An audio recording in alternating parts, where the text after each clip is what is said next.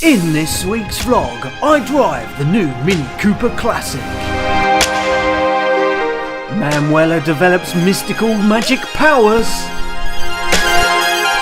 And I talk to a car. I know that I love you more than pasta and yes.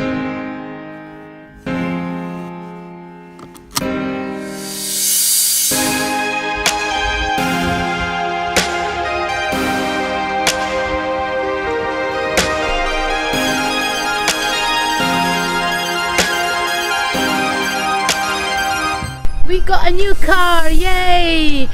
Daniel has finally given up on the old rattling MG, and there she is.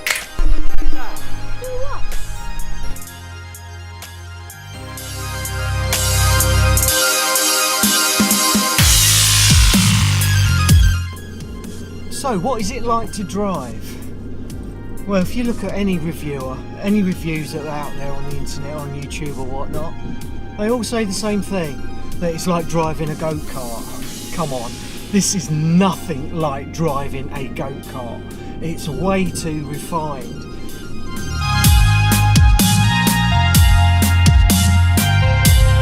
The steering's nice and light and very responsive.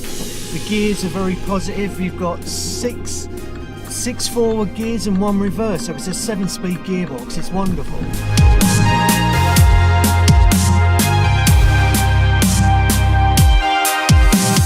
And going from nearly a 14-year-old car, which the design of that old car that I used to have must be about 25 years old, the design itself, whereas this is a more modern design.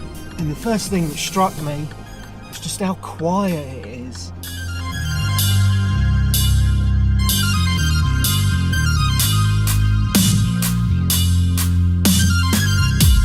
Can't hear the engine.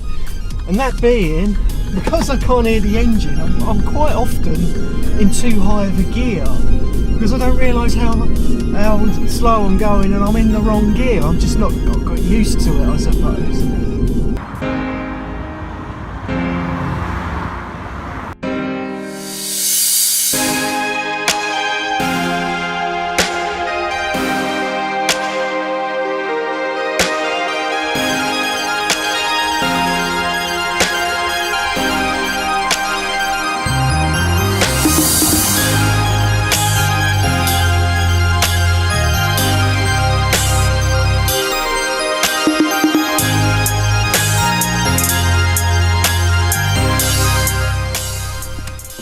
So in the interior of the Mini, it's a really nice place to be. Look, it's very plasticky though, but all modern cars are like that these days.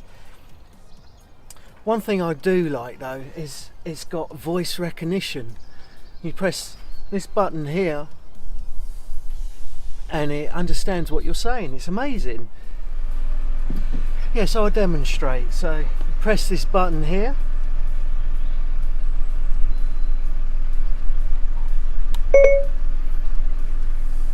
Read text messages. Manuela sent you a new message.